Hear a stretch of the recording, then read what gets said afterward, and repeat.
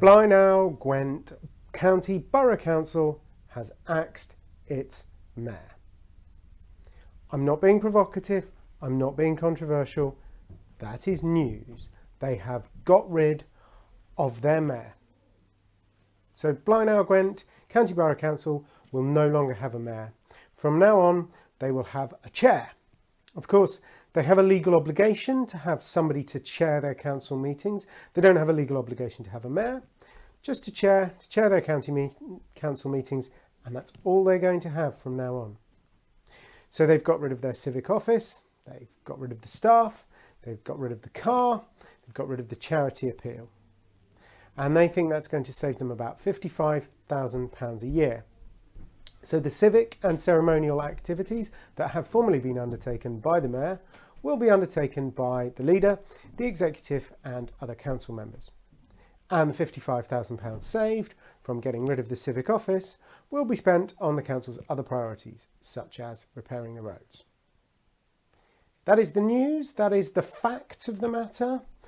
And I am not here today to tell you that that is a really stupid idea. Obviously, I think it's a really stupid idea, but I don't see any point in just criticising Blaenau Gwent. I think that what that represents is it represents a challenge to us as civic leaders, as civic officers, as people who love the office of mayor.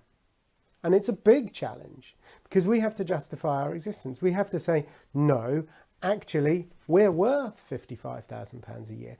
We can't just stand here and say, well, you know, £55,000, that's not a great deal. Blaenau Gwent County Borough Council's budget is about £140 million a year. So £55,000 is not a lot.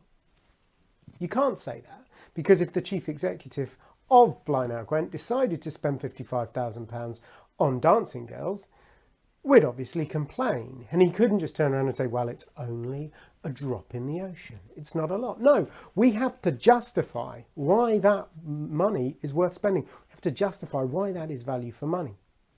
So there are two suggestions for ways I think we can rise to this challenge. So this week I've been talking to Sebastian Fields, a former mayor of Gloucester, and one of the things he said was, I've lost track of the amount of times that I had people visit me from all over the world, from China, from Japan, from everywhere. And many of them were coming to his city looking to invest in his city.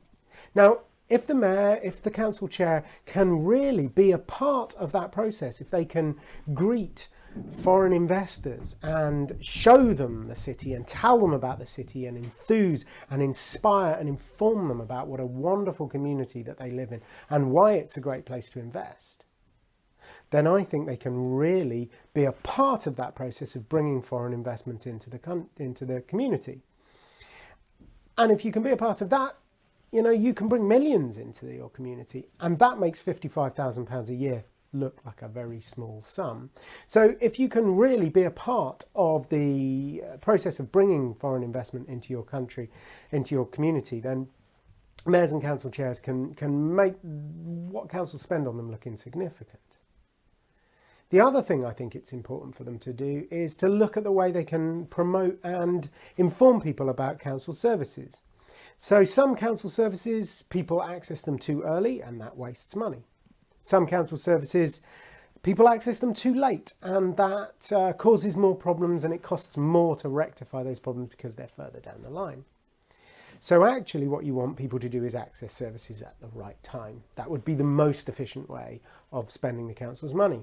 Now, if the mayor or council chair can go out into the community and tell people, spread the message of how the council would like you to access these services and how they can do it in the most efficient way, then they could save quite a lot of money. They could really pull down budgets in other areas. And again, they could make £55,000 look like a very small sum of money.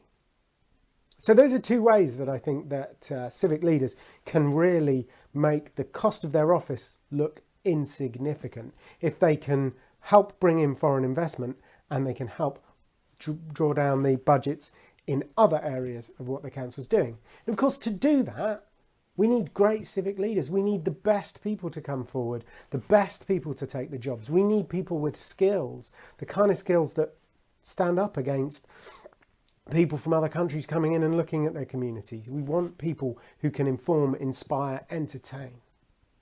So it's a tough challenge, it really is, and it needs the best people, and it needs some training, and it needs some coaching, it needs some great skills to make it happen. But if you can rise to that challenge, you can make the cost of your civic office look tiny. And that way, we won't be seeing anything like Blaenau Gwent. So my name's Duncan Baskram Brown. I'm the Civic Coach. Thank you very much.